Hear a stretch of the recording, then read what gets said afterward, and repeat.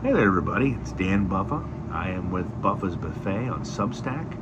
I've been writing on the internet for 15 years, long time, but before that it was email blasts. It was writing for a high school newspaper, and then finally, when the blogs became a thing in 2011, I took my talents to the internet. So today we're going to be discussing Heat 2. Not Heat 2, Heat, as in the great 1995 Michael Mann movie. A sequel is happening. It's not going to happen with Warner Brothers. It is going to happen with Amazon and MGM. So the news this week, after Leonardo DiCaprio has confirmed his involvement with Michael Mann's sequel, which is based off the novel that he wrote with Meg Gardiner. It was released about 5-6 years ago, and it was written, I think, with the intent to have a movie made. I mean, Michael Mann is going to take a big home run swing with this movie. It's going to be 2.5 to 3 hours like the original. And after DiCaprio confirmed his involvement, would not say who he's playing because, of course, if you haven't seen the movie, I'm not going to spoil anything, but, you know, let's just say Al Pacino and Robert De Niro are kind of old, so they can't reprise their roles, even in certain aspects of the movie, because the novel takes place right after the movie, and then it goes back 6 years, and then it goes back ahead. It goes ahead 6 years. So there's 3 different time periods, or 3 different patches of time where this novel is going to exist. And so to make it is not going to be exactly a gambit, but it's going to be, it's going to take Michael Mann to take a full swing, and DiCaprio, who I think would be a good Christian Hairless, and that is the biggest role in the sequel. The biggest role in the follow-up in Heat 2 is not played by Pacino or De Niro's character. It is played by the Val Kilmer character, the late Val Kilmer, who was a member of De Niro's thief team.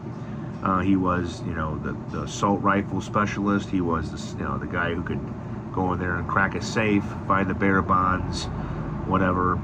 But his character is the one that, skates out of Heat. I mean, there's a spoiler alert. Val Kilmer's character does not die, because that's what the sequel is based on. But, DiCaprio is holding who he's going to play close to the chest, because it's complicated.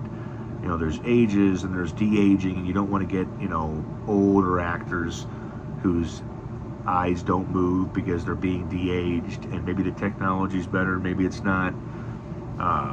But this week, Christian Bale has now confirmed that he is going to be in Heat 2. He's doing a press tour for The Bride, which looks kind of crazy, Frankenstein movie, with Jesse Buckley and Christian Bale.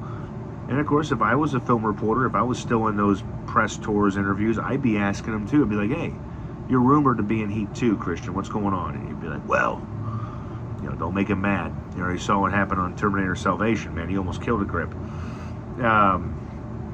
Poor Key Grip, or whoever was holding the mic, just got blasted by poor Mr. Bale, who can throw a temper tantrum, I guess, on occasion.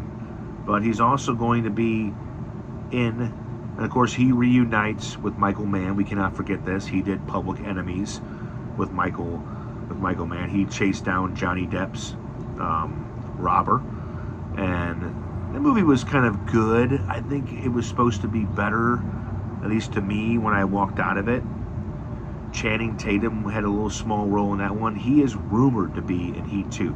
This is what we have to differentiate, people, with rumors and who's confirmed. Bradley Cooper and Channing Tatum and Adam Driver, they're all rumored.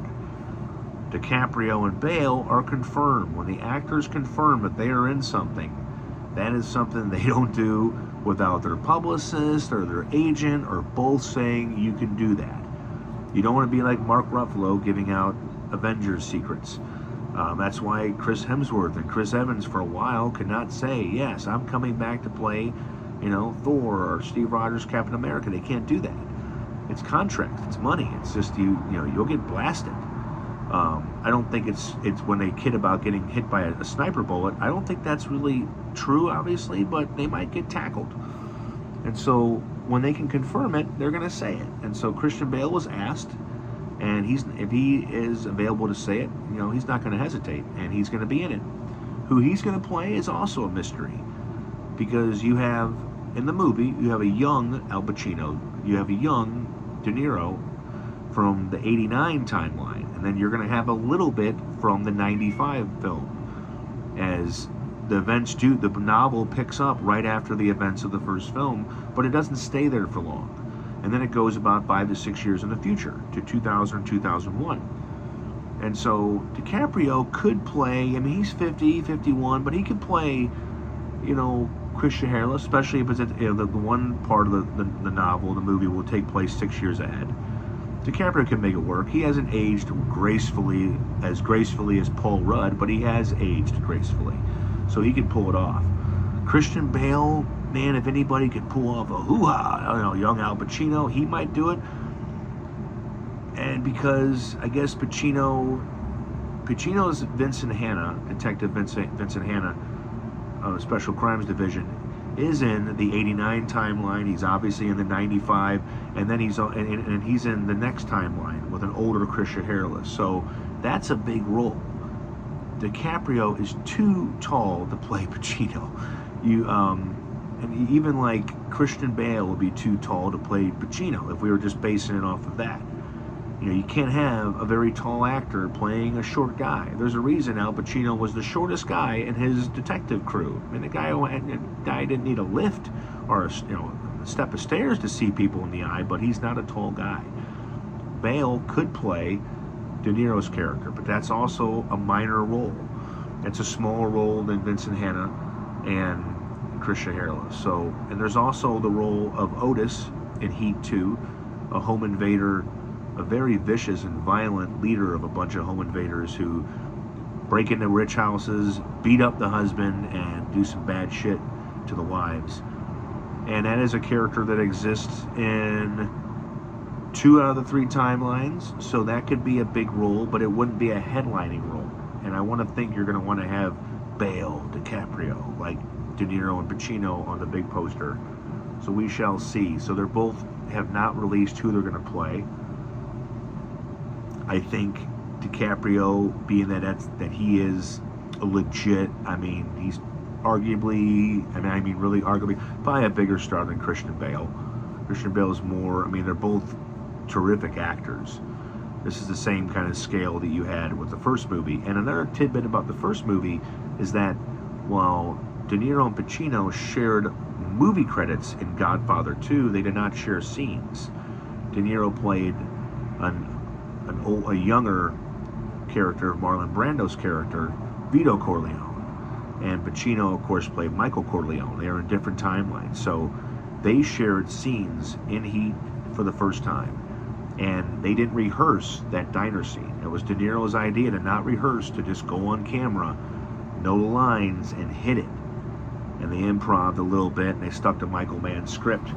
But this movie will feature Christian Bale and Leonardo DiCaprio, who have not been in a movie together, not with credits, not with scenes. So that's a similar kind of cool hype factor that they can kind of tie to this sequel. When is it going to come out? Probably next year. I don't think this year, unless they shoot that thing in a jivvy, and Michael Mann's going to take his time. Again, like I said earlier, he's going to take a home run swing with this, and he should. Because if he's going to come back to this terrain, he's not going to mess around. So I do think it's going to be a big deal. And now that you have, the 2 big ingredients, if you're making a pizza, you have the crust and you have the sauce. Now, and maybe the cheese too. Maybe Bale and DiCaprio equate 3 different ingredients. But now that you have the base for the cast, now you get to fill in the rest of the ingredients and characters and see who they play. I think Adam Driver would play a great Otis, the nasty home invader who kind of is the Waingro. If you watch the first movie, Kevin Gage's Waingro is the catalyst. He's the guy who just is responsible for a lot of the events in the movie and what happens. And he's a side character who plays a big part. He's a small character who plays a big part. Otis can be played by Adam Driver. He's tall. Otis is a very tall guy in the book. My home run casting will be Daniel Day-Lewis, but I don't think he'll come out for that kind of a role. So we shall see what happens with the next round of casting, but I'm excited. The Heat's my favorite movie of all time. I watched it with my dad at Esquire. I watched it twice. As a 13-year-old kid, telling my mom, I'm going to go watch this, violent cop and robber movie after I finished my algebra homework. Dad did that. Mom worked days into night. She worked kind of like afternoon, evenings, and Dad worked overnight. So I come home from school and he'd have a full day of rest, and then we go. So we will watch Heat 2. My dad is 71, turning 72 years soon. So I hope Michael Mann. I mean, Dad's in good. He's in good health, but you get into your 70s, as my dad said, you just never fucking know. So I hope we get to watch Heat 2 together, because I didn't think this movie was going to happen, and then the novel came out, and I'm like, oh, this could be a killer movie. But it's going to have a budget, and it's going to have some big stars, because you can't, as you can see, you got to have bankable stars if you want to get a return on a big investment. Heat 2 is going to be a big investment. So we shall see.